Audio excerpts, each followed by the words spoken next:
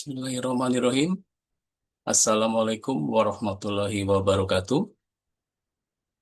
Bapak dan Ibu, selamat Waalaikumsalam datang. Waduh, warahmatullahi wabarakatuh. Selamat datang di perkuliahan manajemen SDM bersama saya, Dr. Aris Tiswana. Karena ini pertemuan kita yang keempat, saya tidak perlu lagi harus menjelaskan, mengenalkan diri saya. Kita sudah kenalan ya. Tapi sebelum kita lebih jauh, membicarakan materi kita, ada baiknya kita berdoa dulu. Kita berharap apa yang kita pelajari ini bermanfaat bagi Anda semua dan jariah abadi bagi saya. Insya Allah mudah-mudahan bisa berjalan dengan lancar. Berdoa dimulai. Selesai. Lanjut, kita akan melanjutkan. Agenda kita hari ini adalah manajemen sumber daya manusia. Pertemuan kita udah pertemuan yang keempat, merujuk kepada uh, LPS yang sudah kita buat. Ya, ini bisa dilihat di sini. Ini LPS yang kita buat. Ini ada materinya. Yang kita akan laksanakan adalah materi sub CMK tentang menyusun uraian jabatan. Ya, Ah, tapi sebelumnya saya ingin menyampaikan dulu. Ada link pretestnya. Nah, jadi materi kita ini merupakan materi baru karena ada hal-hal yang penting yang saya akan sampaikan nanti, ya, dalam konteks manajemen sumber daya manusia, khususnya tentang menyusun uraian jabatan seperti yang ada pada RPS. Silakan Anda mengklik link pretestnya. Saya kasih waktu 3 menit untuk mengisi. Ya, silakan diisi dulu. Karena soalnya cuma sedikit, ya, cuma ada 5 saja. Silakan Anda mengkliknya. Eh, Tadi sudah saya kirim juga ke eh, grup ya. Jadi silakan. Oke, ya. Oke, kita mulai lanjut ya. Tadi untuk bisa merecall apa yang nanti ya. Jadi saya sampaikan dulu pretestnya. Ini materinya baru, insya Allah. Baik, kita lanjutkan ya. Dari sebelum kita, apa sih yang jadi tujuan pembelajaran ini? Jadi Anda semuanya nanti akan memahami ya. Bapak dan Ibu ini kan di Magister Manajemen ya. Belajar tentang menyusun uraian jabatan adalah sesuatu yang sangat strategis dan diperlukan ya. Kalau kita ngambil Magister Manajemen, khususnya bidang manajemen SDM, harus betul-betul paham. Jadi memahami konsepnya dulu. Nah, kemudian nanti akan juga diterangkan tentang langkah-langkahnya. Jadi akan memahami itu ya apa yang dimaksud dengan uraian jabatan. Begitu juga dengan kita akan praktek. Kita akan praktek nih. Karena menyusun uraian jabatan kalau nggak praktek nggak akan bisa, Bapak dan Ibu, rekan mahasiswa semua. Ya. Nah, ini jadi kita ada 3 pencapaian ini. Kita akan, tapi sebelumnya ya, saya akan menerangkan dulu apa sih yang dimaksud dengan uraian jabatan itu. Bapak dan Ibu, uraian jabatan atau sering orang bilang job desk gitu ya, merupakan informasi tertulis yang menguraikan tugas dan tanggung jawab, kondisi pekerjaan, hubungan pekerjaan, dan aspek-aspek pekerjaan pada suatu jabatan tertentu dalam organisasi. Nah, jadi kalau kita bisa bilang, itu merupakan sebuah rujukan bagaimana caranya kita melakukan pekerjaan. Jadi apa yang kita lakukan, ya. Jadi kalau Bapak dan Ibu menerima sebuah pekerjaan atau biasa kalau dalam dunia orang bekerja gitu ya, pada saat dia pertama kali melamar, diterima, maka biasanya akan dilampirkan juga kontrak kerjanya itu dengan uraian jabatan ini, uraian jabatan ini. Jadi kita bisa membaca, ya. Kemudian ada juga yang disebut dengan job spec atau spesifikasi pekerjaan. Apa itu? Job spesifikasi pekerjaan merupakan bagian dari job desk karena muatannya adalah syarat. Syarat untuk bisa mengerjakan pekerjaan itu, baik syarat pendidikan maupun syarat pengalaman, ya. Nah, supaya Anda bisa terbawa ya, apa sih manfaatnya gitu kan? Kenapa penting ini gitu tadi, seperti kata tujuan tadi gitu ya, tentang uraian jabatan ini. Maka saya perlu sampaikan manfaatnya gitu, biar ada sesuatu yang bisa menjadi, oh ternyata penting toh kita ya. Manfaatnya itu sekurangnya ada 6. Nah, karena ini berkaitan dengan operasionalnya, ya operasional dari pengelolaan sumber daya manusia dalam organisasi, ya. Jadi,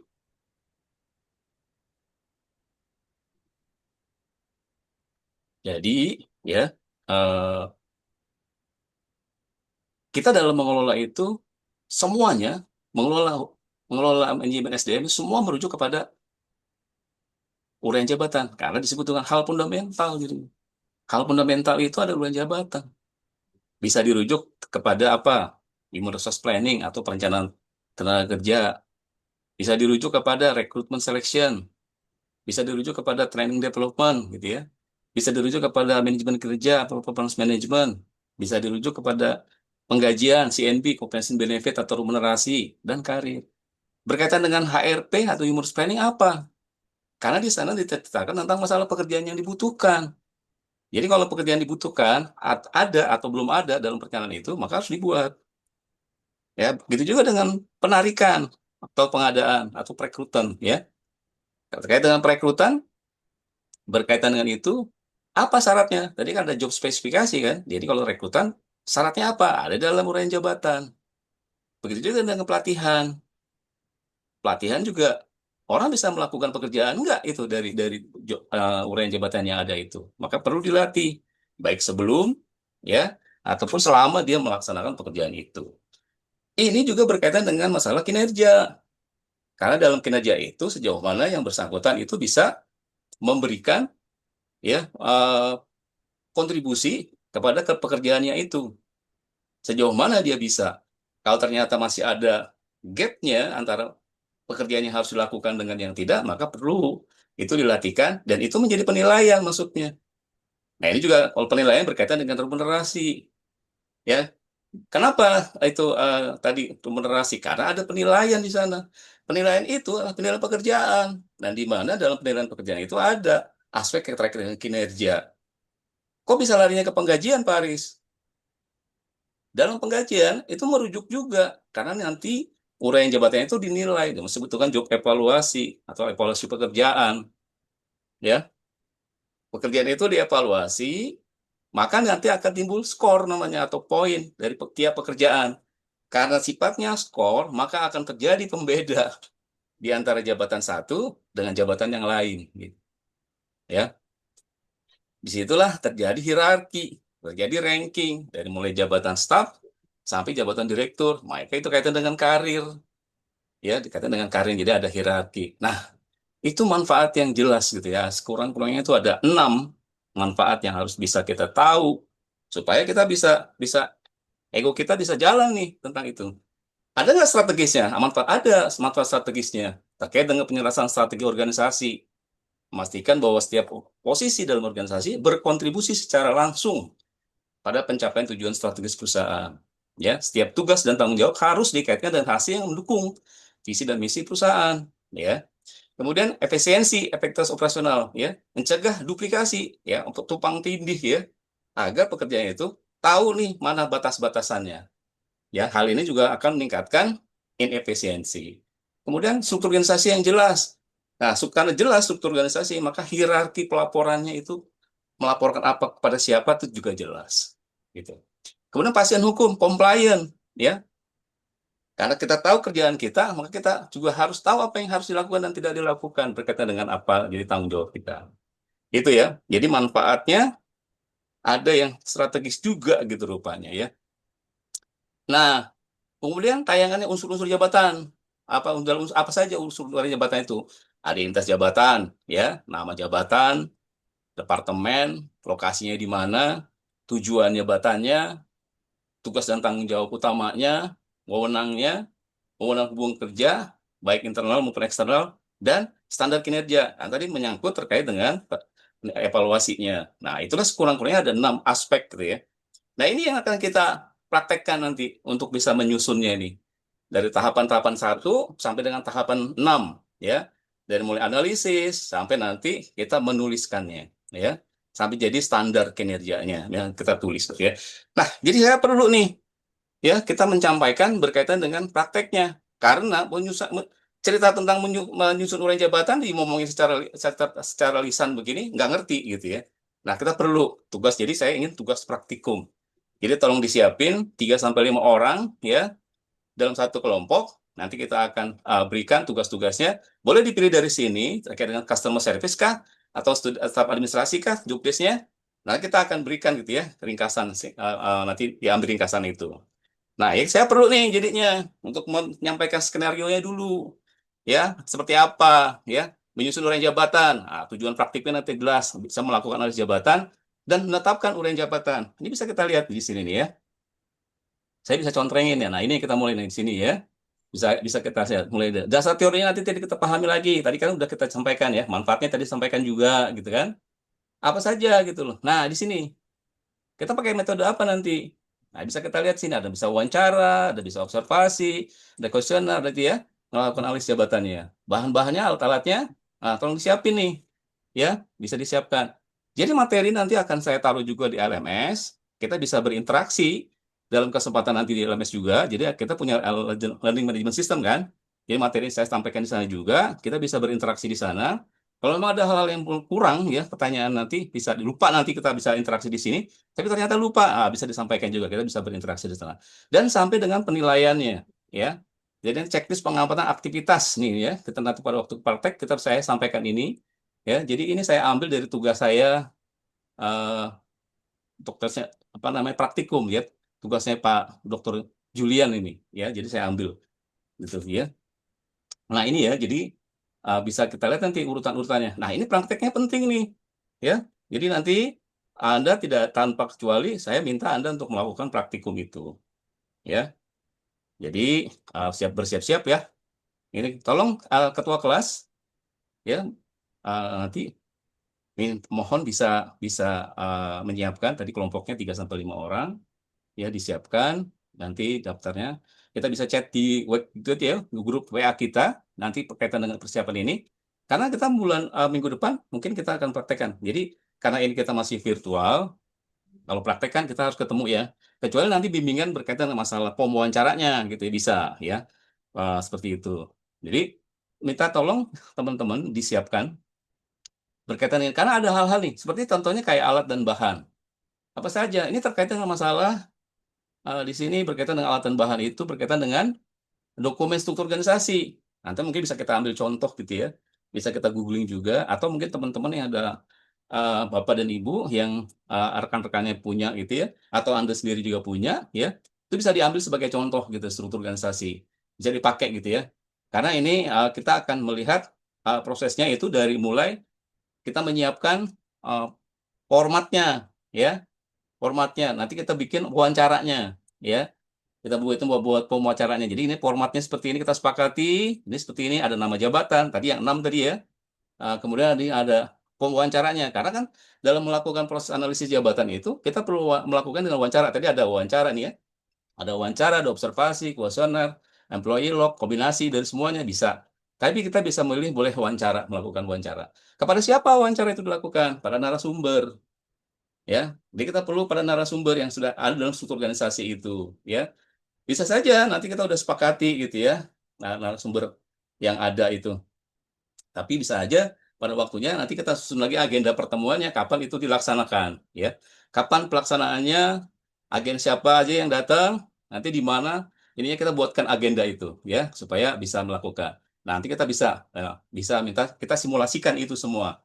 Tapi proses itu semuanya kita bisa lakukan, ya, dari mulai perencanaannya sampai nanti akhir dari perkuliahan itu diharapkan Anda bisa menyusun.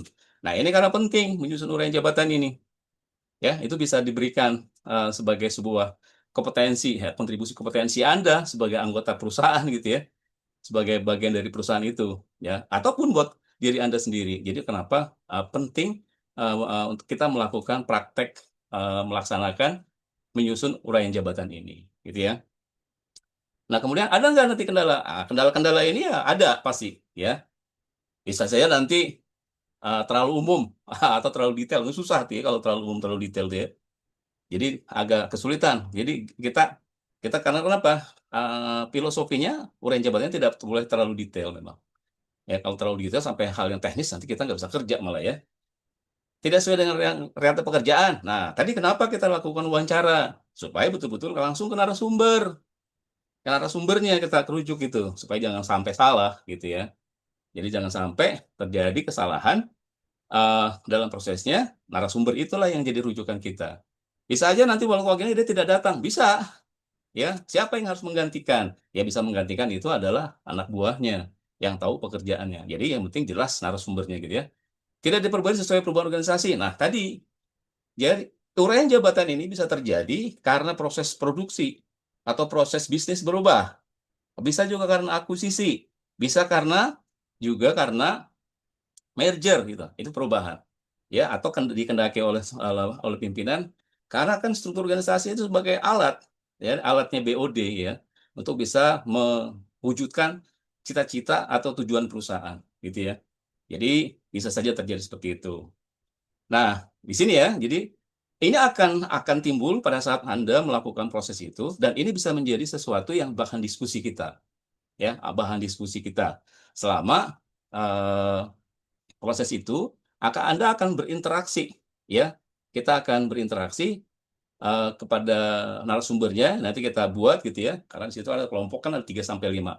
Nanti bermain peran dia, ya, dan sebagai interviewer siapa, sebagai narasumber siapa, nah, kemudian sebagai observernya siapa, yang dua yang observer mungkin bisa bisa kalau 3 orang bisa bisa main peran itu sebagai yang melakukan wawancara, sebagai orang yang diwawancarai dan observer. Nah, kalau misalnya ada 5 orang ya mungkin yang 3 orang menjadi observernya. Nanti kegiatan itu bergantian melakukannya, gitu ya. Karena supaya mendapatkan kompetensinya. Ya, kalau kita melakukan tidak hanya melihat saja, maka kita akan mendapatkan kompetensi yang dibutuhkan dari proses menyusun uraian jabatan. Nah, tadi langkah yang 6 itu nanti kita akan praktekkan bersama-sama, ya. Seperti tadi dalam konteksnya kita tadi menskenariokan perjalanan praktikum itu, ya, maka akan kita kita nampak di situ bahwa proses itu akan bisa meresap ke dalam diri Anda. Yang saya harapkan itu memang kalau di perkuliahan saya keluar dari kuliah saya, maka Anda harus bisa berkontribusi kepada perusahaan itu secara nyata. Masalahnya Anda magister gitu ya. Jadi kalau nanti belajar MSDM tapi nggak bisa bikin uraian jabatan, waduh, itu sesuatu yang perlu dipertanyakan gitu ya. Karena dari setiap proses itu tadi rujukannya adalah uraian jabatan. Nah, penting digarisbawahi supaya kenapa saya sampaikan gini supaya Anda antusias gitu untuk bisa mengikuti nanti praktikum ini, gitu ya. Nah, sumber-sumber referensinya ya bisa digunakan yang lain gitu ya. Berkaitan kalau misalnya pakai Dassler ya terkait dengan job desk. Tapi saya kok ada buku saya ya. Saya menulis buku tentang Handbook of a Hire Director, itu juga ada di sana berkaitan dengan masalah job desk itu. Malah kalau di situ apa yang tadi kita ceritakan sudah bisa bisa nampak di situ. Karena memang ini diperuntukkan untuk para direktur, bagaimana cara dia tahu gitu ya proses itu. Jadi dia bisa menilai gitu ya, menilai uh, apa hasil dari job desk yang dibuat oleh para anak buahnya gitu ya. Gitu. Jadi itu ya, Bapak dan Ibu, itulah yang jadi eh, kegiatan kita hari ini. Nanti kita persiapkan, kita akan itu. Mohon segera disiapkan segala sesuatunya. Saya minta mohon bantuan Pak Ketua kelasnya atau Ibu Ketua kelas supaya bisa membantu saya untuk melaksanakan ini. Ya, terakhir ada pretestnya, ada post-testnya. Jadi silakan Anda bisa mengisi di sisa waktu yang ada, ya. Mudah-mudahan waktunya masih ada 1,5 menit, ya karena itu tadi sudah menit. Jadi sekarang Anda bisa melaksanakan itu, ya, bisa melaksanakan pretestnya. Silakan itu, ya, bisa. Jadi eh, oke ya, bisa. Jadi waktunya ya 1 menit Pak, lagi, ya. Silakan. Baik, kalau begitu, sementara Anda mengerjakan, terima kasih banyak atas perhatiannya. Eh, Semoga menjadi nilai ibadah buat kita semua. Wassalamualaikum warahmatullahi wabarakatuh. Waalaikumsalam Waalaikumsalam warahmatullahi warahmatullahi wabarakatuh. wabarakatuh. Terima kasih Pak